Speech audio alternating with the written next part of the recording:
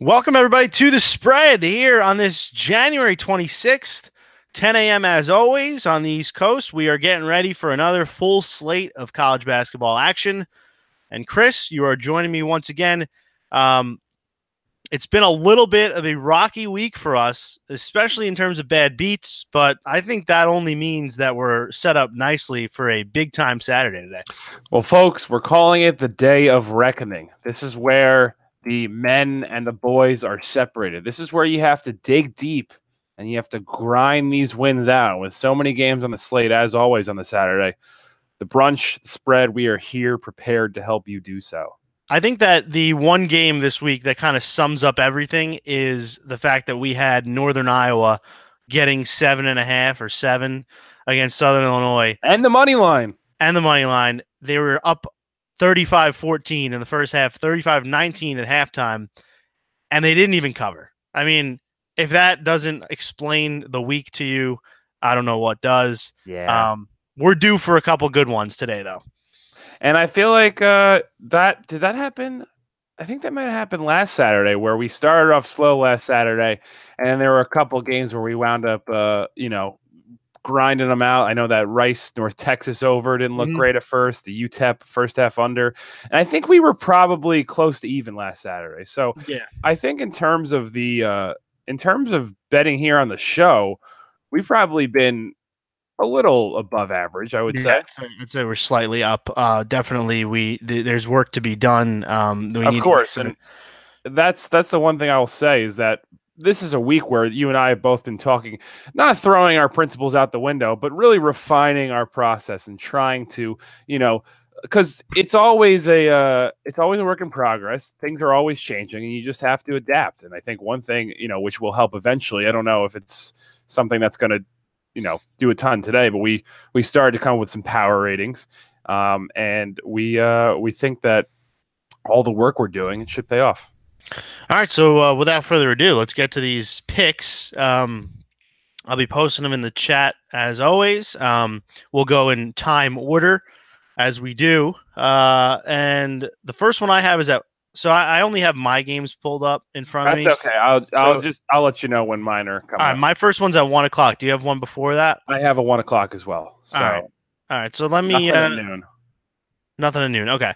My first pick today is Texas Arlington against Georgia State.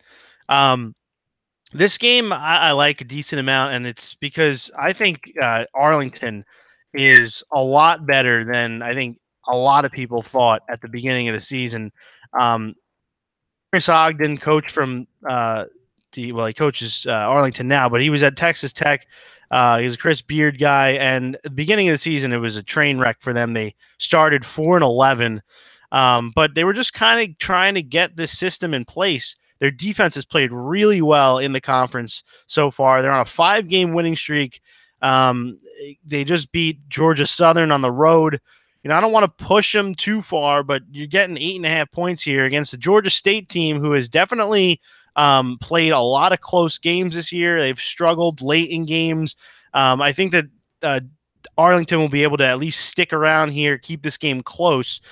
Georgia State also one of the worst free throw shooting teams in the country. So I like this game to remain close and low scoring as Arlington powers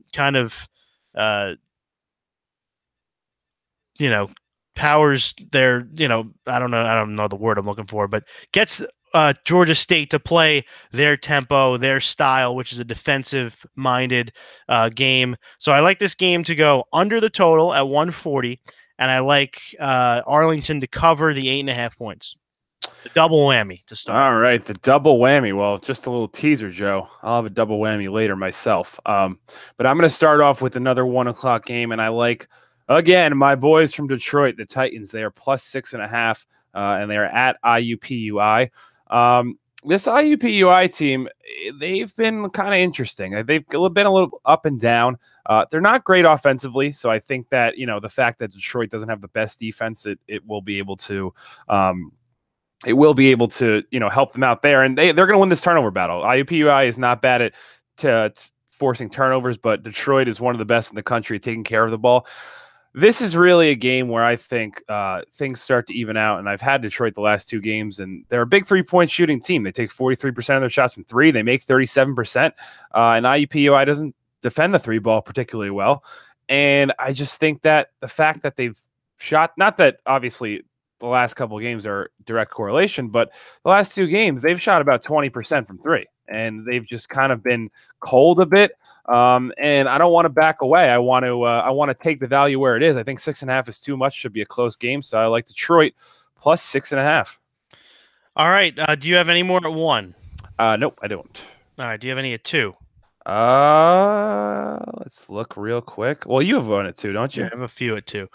Yeah, I have 1 at 2. So why don't you go first? All right. I'm going to take the first one I'm going to go with is my favorite bet of the day. I talked this team up on the brunch earlier this week. Nice spot here for them as a dog at St. Louis. I like the Davidson Wildcats here +3. I think you even might be able to get 3.5. I also like the money line in this game. Davidson is flat out to me the better team. And they are finally starting to hit their stride on the offensive end. The last 2 games that they played against Richmond and against George Washington, granted, not great competition, but they finally were able to get that shooting stroke going. Against Richmond, they had 14 threes. Against George Washington, they hit 11 threes. And it's been mostly Keyshawn Pritchett and Luke Frampton. They're really getting things going on the offensive end. Goodmanson's still looking for his stroke, but this offense is finally flowing. And I think the surprising thing about Davidson this year is that their defense has played a lot better than anticipated. So I like this game to be a low-scoring game, but I think Davidson is going to be the better team in crunch time. They're much more efficient offensively, and they shoot free throws significantly better than St. Louis does. So I think if this game gets down to it in the end and it's close, which it should be, Davidson has the better end game. They have the better schemer on the offensive end in Bob McKillop. And I like Davidson to pull through and cover the spread and win this game +3. Okay. Do you have another 1 or 2? I think you do. I do, yeah. Yeah, you can take. Okay, I'll go ahead. We'll split it up. I like Delaware. I'm going with the Blue Hens today, -4. They are home to Drexel. Drexel, everyone talks about their high-powered offense, but it just hasn't been that good this year. I mean, they've been pretty average, and honestly, a lot of it I think is coming down to their pace of play, why they're able to put up so many points. And Delaware likes to grind this game out. It's a good rivalry game, and Drexel's defense is just really terrible. I think Delaware shouldn't have a problem scoring, and I just wonder if Drexel is really up for the task on a Delaware defense that has improved and is not going to allow any easy buckets. They hold opponents to a very low amount of free throws per game. And I think that, like I said, Delaware shouldn't have a problem with the Drexel defense, which has been one of the worst in all of college basketball. This is a game where I also like the spot of Delaware. Now, the Blue Hens, they were home a week ago, against Towson, one of the worst teams in the conference. And it was an unbelievable game. They were up like 15 in the game. Towson came roaring back. And if you don't know anything about Towson, they are a dreadful offensive team. Towson came roaring back, and they actually had the lead with had the lead with like a second to go and fouled. So Towson is up 1. Delaware has 2 free throws coming, and they missed both, Joe. Wow. Unbelievable. And that was actually a big game because I'm not sure if you had it, but I had the under there. And if that game went into overtime, I was getting another bad beat. But I think that Delaware, they've had a full week to stew on that, and I think they're going to come out fired up in this rivalry game. I like the Blue Hens -4. All right, Delaware -4. My next game also at 2:00. We're going to Fordham.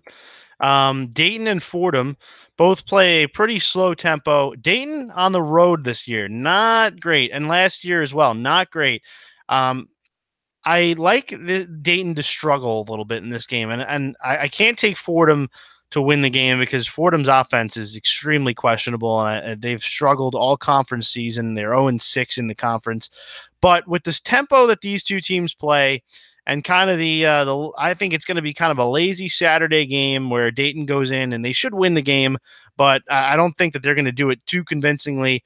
I actually like this game to go under the total. So the total's 134 right now.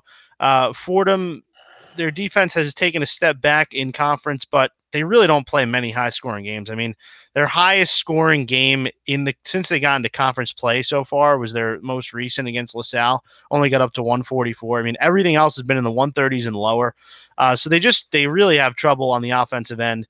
And Dayton, I just feel like is not going to bring their A game today, especially after kind of a difficult stretch against good teams. I think they kind of let their guard down here after playing VCU and George Mason the last week. So I expect a lazy game here, under 134, Dayton and Fordham. Okay, I have a 3:30. Do you have any 3 o'clocks? I do have one more two that I just want to throw out there as a recommendation if we get to a certain line. Okay. I'm looking at Duquesne against VCU. VCU has struggled on the offensive end. They played a really, really difficult last game at Rhode Island and lost. I feel like they expended a lot of their energy there. Duquesne is playing extremely well, and they beat St. Louis on Wednesday. I feel like this should not be a line where it is right now. And I'm looking to get 4 because I feel like we might be able to get 4 here, but I'm even considering playing it at 3.5 because I just feel like these teams are a lot closer to even. I mean, if you take away the home court here, you're saying VCU is about 6 points better than Duquesne on a neutral, maybe even 6.5. I just don't see that. I mean, VCU's defense has been very good this year, but offensively they're challenged, and I think Duquesne be able to do some things against them on the offensive end. So I kind of like the Dukes here to keep this game close and maybe win it at home. So I am considering VCU at 3.5. If it gets to 4, I think it's a play at 4. Okay. Next up, I'm going to go to the Ohio Valley, a 3:35 start, and that is the Jacksonville State Morehead State game. And I'm looking at a first half under here. Now, this is another one of those where, I've said I'm still waiting on the line myself, but if you can get it around, if your total is at like 137.5, go for the first half under. Now, this Morehead State team, they're pretty dreadful on offense. I mean, they shoot 46% from 2, 33% from 3. They've been kind of hot recently, and that's because they've faced Tennessee State, SEMO, Tennessee Martin, and Tennessee Tech. The trio of Tennessee teams and SEMO are all 300 or below in KenPom. They're really bad. I think this Morehead State team is not very good offensively. And Jacksonville State, very good defensive team. I think they're going to throw a different curveball at them. There's not going to be a lot of free throws in this game, which is good for the under. Although I do think that, I would say go for the first half because I do think these teams will probably, take a little while to get going anyway, and then maybe they'll pick up the pace. Like I said, Jacksonville's very good defense. Their offense has been not as great. They are able to force turnovers, but I think Morehead State will be able to handle the ball well enough. I mean, they've got some solid ball handlers, AJ Hicks, Jordan Walker. And I think maybe the fact that, Jacksonville just went to Eastern Kentucky and got run up and down the floor as many against Eastern Kentucky do, I think that they'll try to slow the pace even a little bit more. So I would say a first half under in this Jacksonville State Morehead State game. All right. What is my next one here? I have one. Your boys. Oh, that's a 4. Okay, yeah. So you don't have anything else at 3 or 4? Nope. Okay. I maybe have 1 and 4, but you. Okay. All right. So my next one, I like this one a lot as well. It is the UTSA Roadrunners. They lost 2 straight, but they bounced back in a big way on Thursday, absolutely destroying Charlotte, my other boys in the conference. We didn't bet the game, but that was an impressive performance. They beat them by 45. UTSA, in my opinion, is right in this mix in Conference USA. There's about 7 teams in Conference USA that has a chance to, I think, win the conference tournament when the tournament comes around. Chris, do you know about the Conference USA scheduling this year? What they're doing? For some reason, it rings a bell that there may have been a weird quirk, but inform me. Their schedule basically ends in mid-February, and then they're making the rest of the season schedule based on the standings on February 16th, at the end of February 16th. That is weird. They're breaking the conference into 3 segments, the top 5, the middle 5, and the bottom 4. and those segments are each going to play each other one game each, and that's how they're going to end the season. Wow. That is something. Very, very interesting. But considering that, there's an incentive, I think, to get into the top 5. So these teams that are, I think there's like the big 7 in Conference USA, there's max motivation all year long. So big game here as Old Dominion and UTSA, both in conference play this year, are UTSA is 5-2, Old Dominion 6-2. So a huge game. I just feel like Old Dominion and UTSA are pretty close right now. And for UTSA to be getting 2 points at home, this game kind of reminds me of the North Texas game a couple weeks ago when we took UTSA. I think UTSA is just as good, if not better, than Old Dominion. Old Dominion has really struggled on the road. So I'm taking UTSA here plus the 2 points. I think it's 2 now. We got it at +3, minus 120. But if it's 2, I'd still take it. Okay. I've got a potential 4 o'clock. I've not locked this one in yet, but I'm looking at East Carolina now. It's at 4 right now. I'd like to see if they get to 4.5. East Carolina has had a rough go recently. They've lost 4 straight games, 5 of 6 in conference, and their once good defense, where they are ranked pretty well. They're a bit above average in terms of KenPom. They have the worst defense in the conference. They've been slaughtered really everywhere. But South Florida is not a great offensive team. I mean, they get offensive rebounds. They get to the free throw line. ECU should be able to do that as well to score. But I think this is going to be an ugly game. And the fact that South Florida, who is better, I've bet them a couple times this year with success, and they're better this year. But going on the road, laying points with this kind of offense, I'm not sure they do that well. And I think this is a shot where ECU bounces back. I mean, the past few games, Houston, Temple, UCF, Memphis, Cincinnati, they've just been the competition has been brutal, and they even beat Cincinnati. But I think this is a get-right game for them. And if they're getting at least 4.5, if it moves up to that point, I will lock it in. All right, Chris. Just so you know, the extra lines are out on. Okay. 4x4. However, the games that we were looking at seem to have moved. Classic. But we'll take a look at those in a little bit. Got some work to do. All right. Next game for me is at 5. Is that does that put me in line for the next pick here? I believe so. Okay. All right. Western Kentucky and Louisiana Tech. And common theme today. We're doing a lot of unders, but I don't get this line at all. I mean, this is a game that Louisiana Tech has. I don't think they've played a game in the 140 since they got into conference play. And when I say that, I always take out the game against Marshall, because the Marshall game is always a caveat to any over-under. They just played Marshall to 169 points, but Marshall just plays at a ridiculously fast pace with no defense. So I always throw that game out when I'm looking at Conference USA games. But every other game for Louisiana Tech this season in conference play has been 135 points or less. And now we have a total at 139 against a Western Kentucky team who doesn't exactly, wow you on the offensive end either. These are the 2 best teams defensively in Conference USA play since conference play began. This one just seems like a no-brainer. I could see 120 points in this game. I don't see what this line's doing up at 139. I think it's 139 right now, right? I believe so. 139. Take the under, and I'm actually considering throwing multiple units on this play. Oh, a multiple unit play, Joe. I threw multiple units on the UAB North Texas under the other day too. That one wasn't even close. There's certain ones that you see it and you're like, what the hell is going on here? I mean, I don't know what's up with this Western Kentucky game. This is the type of game where we throw the multiple units on. It looks like it's going great, and then it goes to triple overtime, and we lose. Okay, well let's not bring that upon. I'm scarred. I feel confident. We're gonna be okay, Joe. I promise you. All right. I promise you.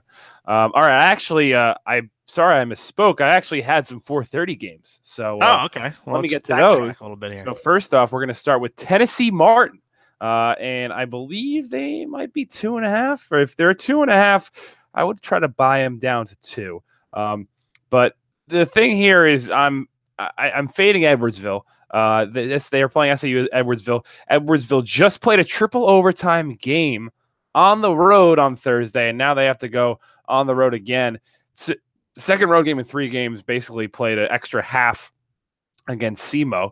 But Tennessee Martin might just be the better team. Edwardsville is really bad. They've been very bad for so long. A little fluky that game.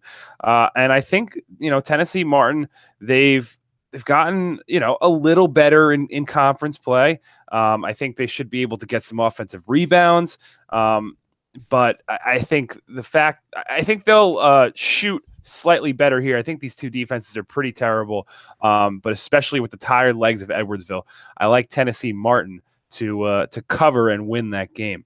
The other one is my double dip, and I'm going to go with Western Illinois and the under in the Western Illinois South Dakota game. Now, these two teams play at a very slow pace. The offenses aren't very good, and they actually match up pretty well for an under. I believe Western Illinois is kind of an under dream where they do a very good they're not great. They're a pretty bad team, but they do a very good job at preventing free throws, and they do a very good job at taking care of the ball. They do shoot a decent percentage from three, but they don't take many of those threes. Meanwhile, South Dakota, they've had a pretty bad offense, and maybe Western Illinois revives them a bit. But these two teams to me just seem kind of like mirror images. I think South Dakota might be a little better, but I just don't think by that much. South Dakota has, it's a lot, I think, to be laying the 8 here. So I think if you can get Western Illinois +8 and then take the under of 134 in this game, both teams play at a slow pace.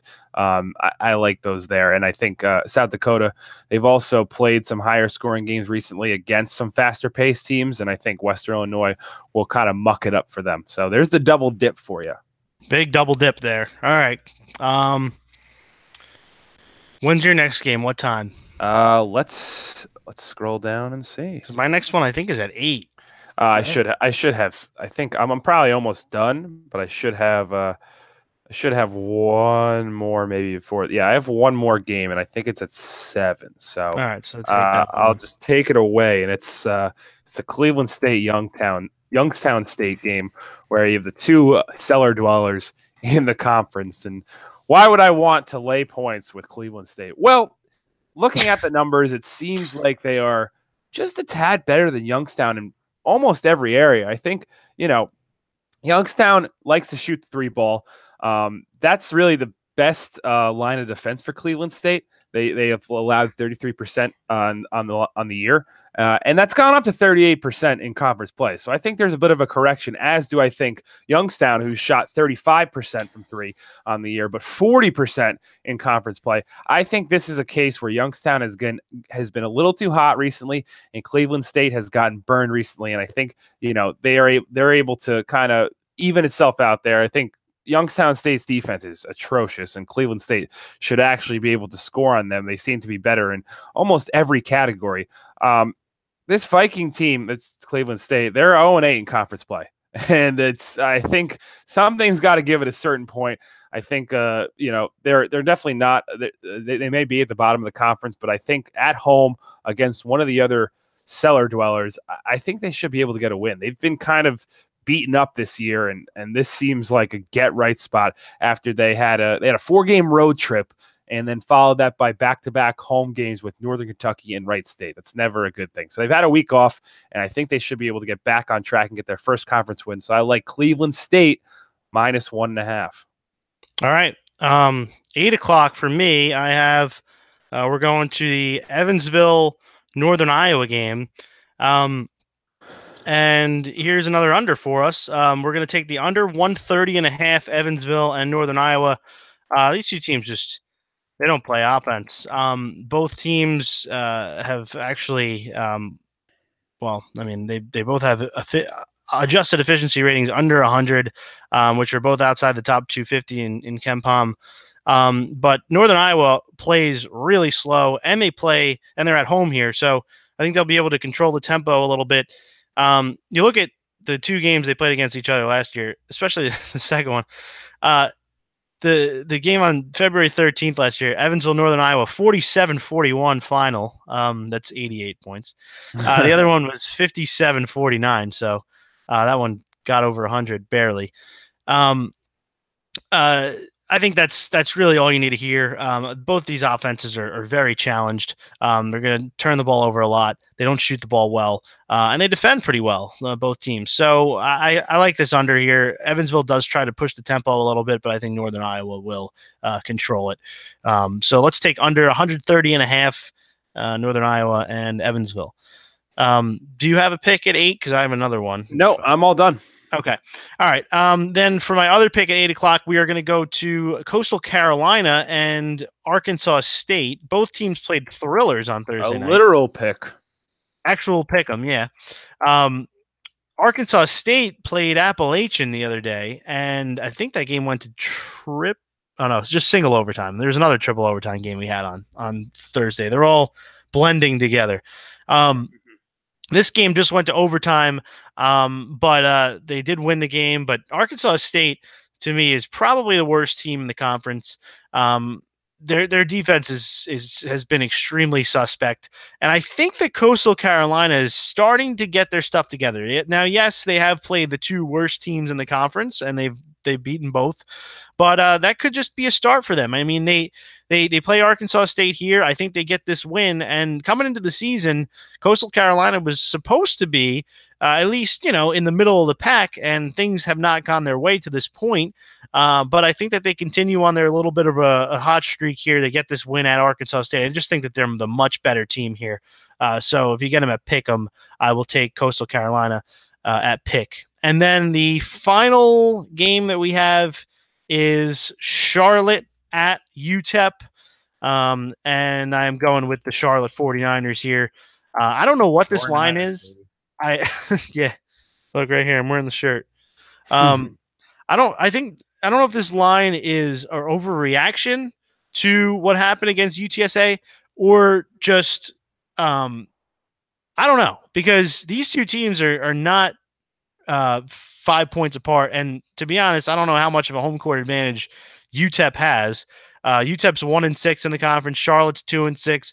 I mean, both of them are definitely bottom dwellers in Conference USA.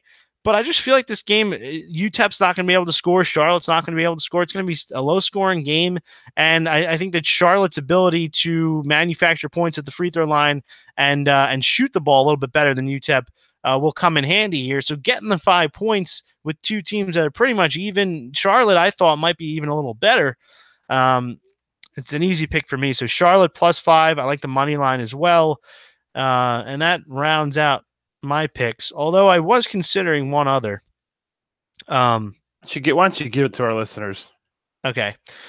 Monmouth +2.5, but would be my other pick. But I'm still trying to figure out if I want to just go money line here, because I feel like if this game goes the direction where I think it's going to go, Monmouth will win the game outright. If Niagara gets them into a track meet, Monmouth's just going to lose and they're not going to cover. So I think I might just take the money line here, and trust my handicap that Monmouth's going to be able to kind of shut them down and play good defense. Money line. All right.